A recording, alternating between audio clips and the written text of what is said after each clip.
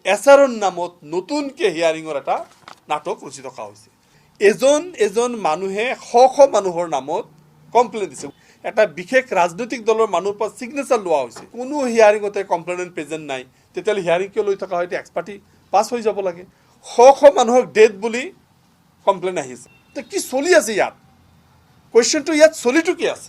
Acer যিটো হৈ আছে, এছাৰৰ ক্ষেত্ৰত দেখিছোঁ ব্যাপক যিখিনি অফিচিয়েল নটিফিকেশ্যন তেখেতসকলে দিয়া পৰ্টেলত দিয়া যিখিনি গাইডলাইন, এই গাইডলাইনখিনি কিন্তু ব্যাপকভাৱে খেলি মেলি সৃষ্টি হৈছে গোটেই অসমত। ফৰ্ম 7টোৰ জৰিয়তে হাজাৰ হাজাৰ মানুহক নটিচ ইছ্যু কৰি থকা হৈছে।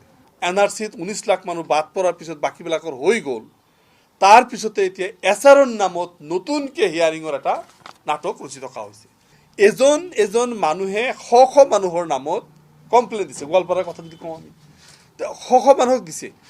মই কাৰো নামত কমপ্লেইন দিয়া নাই, কিন্তু দেখা যায় তেখেতৰ ছিগনেচাৰ লোৱা হৈছে। এটা বিশেষ ৰাজনৈতিক দলৰ মানুহৰ পৰা ছিগনেচাৰ লোৱা হৈছে খালী পেপাৰত। তাত কজ অফ যিটো কমপ্লেইন, সেই কমপ্লেইনৰ কজ অফটো তাত দিয়া হোৱা নাই। সেই কাগজবিলাক দি শ মানুহক কমপ্লেইনটো দি থকা হৈছে যে আপোনালোকে কমপ্লেইনটো মানে এখেত সন্দেহযুক্ত বিদেশী হয় বা এখেত ভোটটো উঠিব নালাগে। কিন্তু এতিয়া প্ৰশ্নটো হৈছে যে যেতিয়া হিয়াৰিং দিব, হিয়াৰিং দিয়াৰ আগত গাইডলাইনটো কি, তেখেতে হিয়াৰিং কি পেপাৰ লৈ যাব, এইটো ক্লিয়াৰ নকৰে। বিএলঅ'বিলাক ক্লিয়াৰ নকৰে যে এইটোত কি গাইডলাইন থাকিব। দ্বিতীয় কথা হ'ল, হিয়াৰিং হোৱাৰ পিছত কি পেপাৰ্ছ লাগিব, এই কথাটো বিএলঅ'বিলাকে নকয়, আৰু নকয়।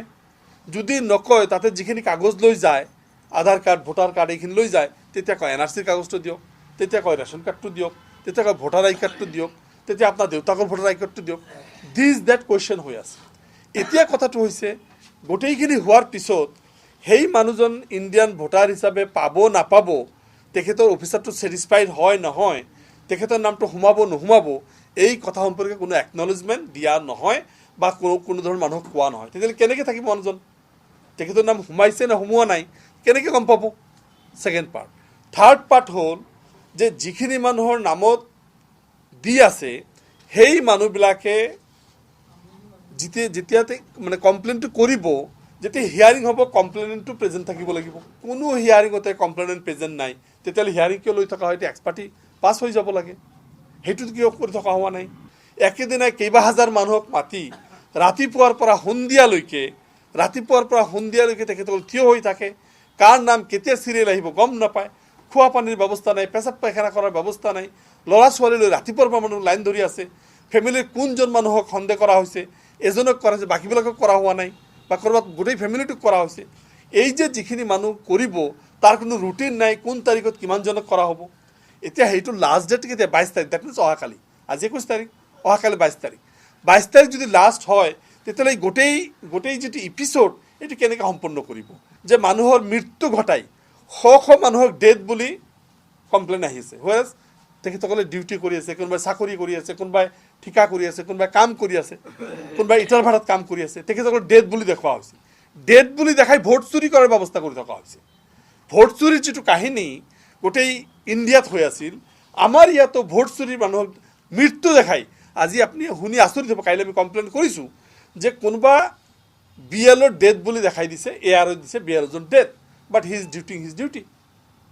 তেখেতে ডিউটি পালন কৰি আছে। তো কি চলি আছে ইয়াত? কুৱেশ্যনটো ইয়াত চলিটো কি আছে? আমি অসমৰ 60টা কনষ্টিটুৱেঞ্চি দেখিছোঁ, সেই 60টা সমষ্টিত বেছিকৈ এক্সাৰচাইজ কৰি থকা হৈছে। এই 60টা কোনটো? এই 60টা সমষ্টি কোনকেইটা? এই 60টা সমষ্টি সেইকেইটা সমষ্টি যিকেইটাৰ ভোটিং পেটাৰ্ণটো কোন জিকিব বেলেঞ্চত নাই, য'ত 100% বা 70%, 80% মাইনৰিটি, সেইবিলাকত ইমান কুৱেশ্যন নাই। য'ত 40%, 45%, 30%, 38%, এইবিলাক সমষ্টিত 61 সমষ্টিত তেখেতসকলে এই কামটো বেছিকৈ চলাই আছে।